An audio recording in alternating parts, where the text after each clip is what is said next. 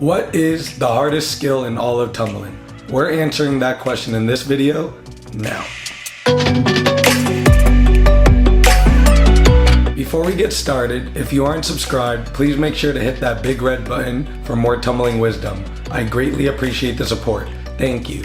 How's it going, everyone? I'm the Tumblemeister, here with the sole purpose of building better tumblers. In this video, we're answering a question that I get a lot, which is, what is the hardest skill in all of tumbling? Again, this one's going to surprise you. Most tumblers think that difficulty comes at the end of the spectrum, but I believe, as a tumbling coach and watching and doing tumbling for a very long time in my life, that it's actually the beginning skills that cause the most trouble for tumblers, whether they're a beginner in tumbling or they're very, very advanced. These are the three main reasons why I believe that a round off is the hardest skill in all of tumbling. First and foremost comes teaching. Doesn't matter if you're taught perfectly or if you're taught by the worst coach ever, if you're learning a round off, it's usually going to come in the beginning. Because we're still getting adjusted with our body and we're getting used to using different parts for different skills, along with just having that general uncomfortability that you get when you start something new. Now, as I've said in many other of my videos, beginner level tumbling is all about your strength and your flexibility. As you learn and improve the first layer of skills, there are going to be a lot of growing pains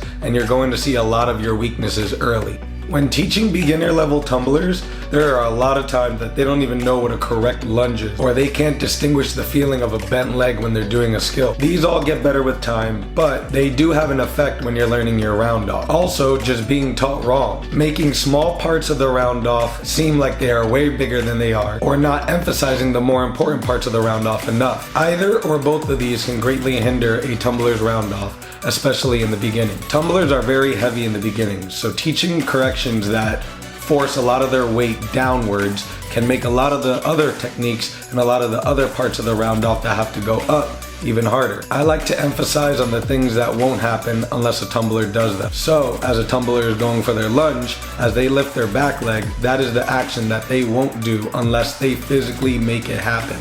So there shouldn't be that much importance put on putting the hands down, or it might make it too important and then they start getting too upper body heavy. If you're a beginner level tumbler struggling on a round off, I'm sure all this information is making you feel a lot better right now.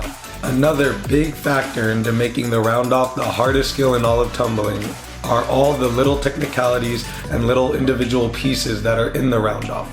A lot of the skills leading up to round offs don't require that much coordination yet. Young children can watch a tumbler do cartwheels, forward rolls, and imitate it without that much problem. Although there are tumblers that can get the main idea of a round off just by watching, it isn't very common. I would say that round offs are also the first skill that require incorporating a lot more drills to help the tumbler learn it better. Using panel mats, cheese mats, and working cartwheels and handstands on many different surfaces will help tumblers feel those small little technicalities that maybe they don't feel when they're doing a cartwheel, but they feel in a handstand or bridge. Or maybe they don't feel when they're going down a mat, but they'll feel it when they're going up a mat. There is no better teacher than experience, and round offs are a pure testament to that. The last reason we'll go over in this video, round offs are one of the only skills that improve and progress as you improve and progress. I believe that advanced tumblers learn this way later in their tumbling journeys. As the capacity for the use of your round off grows, so will the improvement, the strength, and the comfortability of your round off.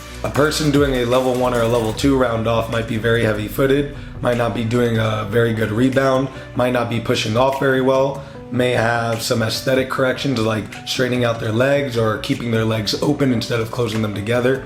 A person that is doing a level 3 or a level 4 round off may have a pretty good rebound, may understand more powerful parts like the push off, but they lack control. They still need to use a little bit of power to get good technique. They might have consistency problems, and this goes along with the control part where they know what to do, but they can't always do it every time. You won't fully understand everything a round off has to do and all the parts that are in a round off unless you are doing double flipping skills, triple spinning skills, bounding skills. Until you've used those skills at competition, your round off is a lot like your walk. It might change due to different difficulties, circumstances, or situations, like walking uphill in a storm compared to downhill in San Francisco. Although you're adapting each step, the most important part is that you continue. Round offs do get easier, and I don't see a lot of tumblers that are actually afraid of round offs so improving them isn't that hard either. But it is a skill that we neglect, and it is a skill that we bypass because we don't think it's that important. Round-offs are foundational, and treating it as so is going to help your tumbling an incredible amount. If you're having a bad day or one of those days that you just can't throw those hard skills, work on your round-offs. Work on some round-off drills or incorporate some workouts with your round-off in it. Once you conquer the hardest skill in all of tumbling, nothing can stand in your way. Thank you all for watching, everyone. I hope you all learned something. If you enjoyed the video, please leave a like, and I'm actually interested to know, what did you think was the hardest skill in all of tumbling? Make sure to subscribe for more tumbling wisdom, check out our other videos, and I'll catch you guys in the next one.